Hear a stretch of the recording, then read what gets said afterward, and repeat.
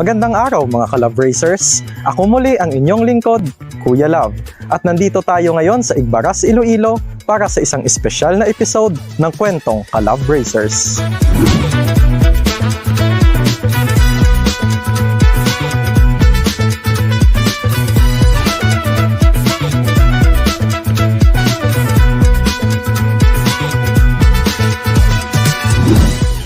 Sa pagbababuyan, hindi lang sapat ang sipag. Kailangan din ng tamang partner. Kilalanin natin ngayon ang isa sa mga lodi pagdating sa backyard farming. Kilalanin natin si Sir Rene, o mas kilala bilang Mommy Backyard.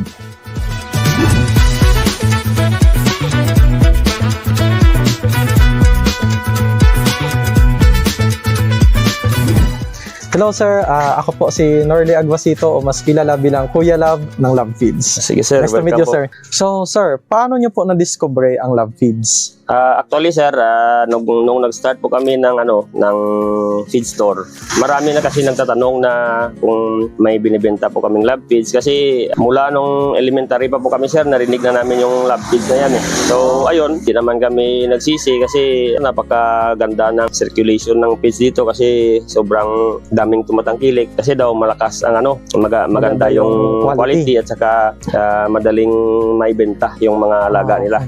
Sa patuloy na pagbebenta ninyo nito, ano po ba ang napansin ninyo, sir?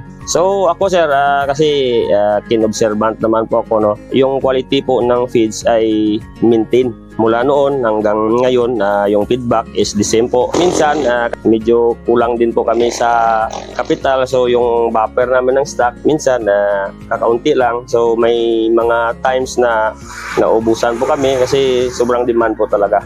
Oh, okay po. Pansin kasi namin, sir, na mahilig kayo mag-post online ng mga ganap ninyo sa farm.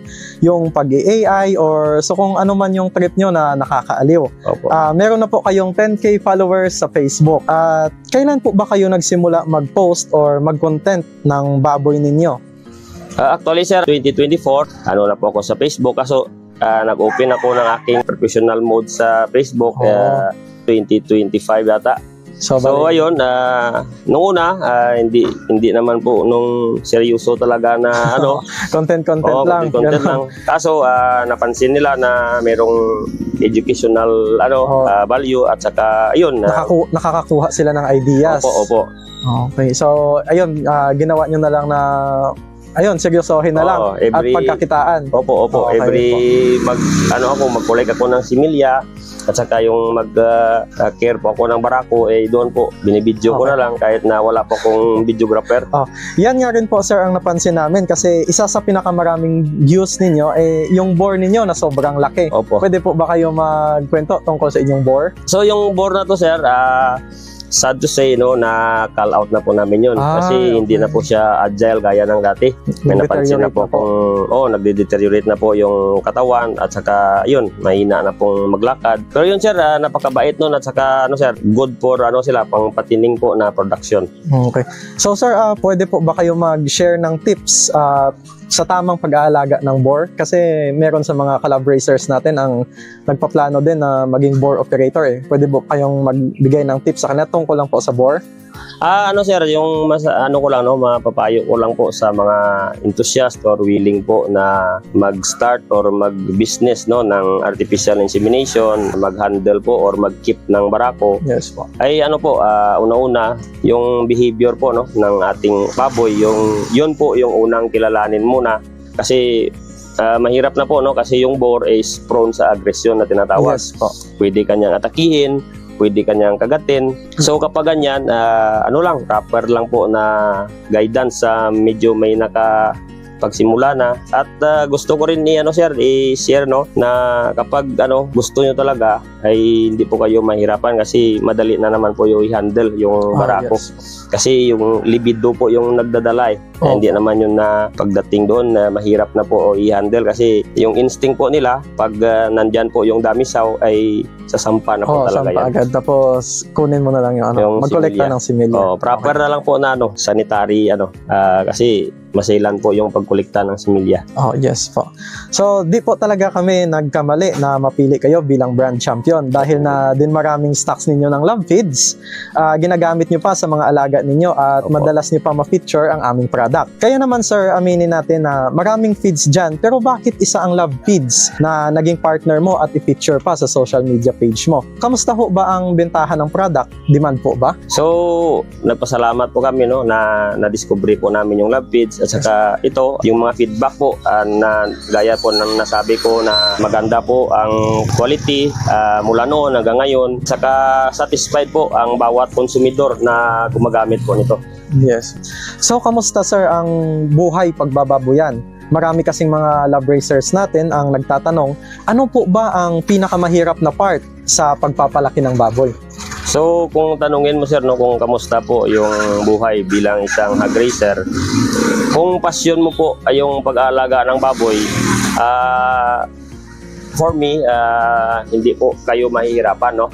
Pero yun lang, sa mga hindi pa po nakapag-start, hindi pa po nakahanap ng area. Kasi given kapag nag-start po tayo ng hog racing na tinatawag, isipin mo po no, yung area mo, Yes, tapos po. access mo po sa daan. Oh. Siyempre, kapag kulang yan sir sa access road or yung farm to market road, Mahihirapan ka oo, talaga. mahirapan. Saka magdagdag yan po sa inyong, yung puhunan. Yes po, kasi kailangan pa buhatin yung Oo, baboy. maghanap ka papunta pa sa ng kalsada. katulong. Yes. And sa sir, yung pinakamahirap na part sa pag-alaga ng baboy, piglet stage po sir, yung sa mga biik. Kasi yung intensive care na tinatawag, iba po yung level ng energy, iba po yung level ng sa biik compare po sa mga malalaki na po, no? Ang kanilang immune system is sobrang baba. So ayun, dapat nasa parameters po tayo kung ano yung temperature requirement nila, kung ano yung kailangan nila para ma-survive nila yung tinatawag nila na mula nursery hanggang sa paterners na po sila. Proper lang po na guidance sa mga may alam. Tanungin po nila muna yung sarili nila kung talagang seryoso ba sila kasi malaking investment yun sir. Hindi biro ang pagbababoy sir, Yes. malaking Opo. pera yung ilalabas mo. Opo. As an expert sir at bilang brand champion na din ng Love Kids, mag-share naman kayo ng sekreto, tips or mensahe sa kapwa ninyong ka-love racers. Siguro sir, sa sikreto sir, wala po talagang masasabi, no? There's no na sikreto gid. Kasi kapag sinabing hog racing, yung sabi ko nga yung passion mo. Kasi lalabas yung lahat na talent mo kapag passionate ka sa ginagawa mo. Yes po. Pwede mo pong i-level up yung pagbababuyan. Saka research na rin po kayo. Huwag kayo mahiya magtanong sa mga may mga experience na po, no? Kasi Yes. ito, hinubog po ito ng panahon. Hindi po ito nakiuso lang. Hindi po ito instant lang, no?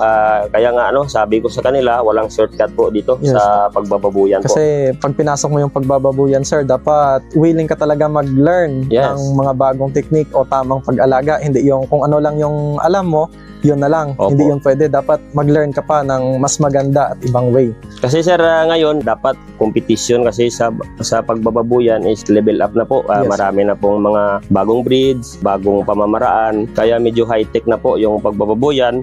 So dapat yung pagiging high-tech na yan is dapat makasabay po kayo. At saka lalo ngayon sir, ang dami na pong mga sakit ng baboy. Di Opo. tulad noon na wala pa masyado. Opo. Di ba?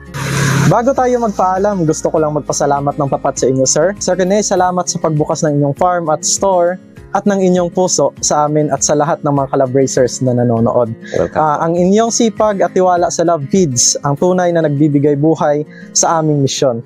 Hindi lang tayo basta nagbebenta ng pakain. Bumubuo tayo ng tagumpay kasama ang gaya ninyo. Isang karangalan po na tawagin kayong isang tunay na Love Kids brand champion. Thank you so much po, sir. Thank you sir. Welcome sir. Mga ka-love racer, sana ay marami kayong aral at inspirasyon na napulot kay Sir Rene. Tandaan, sa bawat sako ng Love Feeds, hindi lang nutrisyon ang dala namin, kundi pagmamahal at malasakit sa bawat magbababuyan. Sa muli, ako ang inyong Kuya Love. Maraming salamat sa panonood. Kita-kits tayo sa susunod na kwentong ka-Love Racers.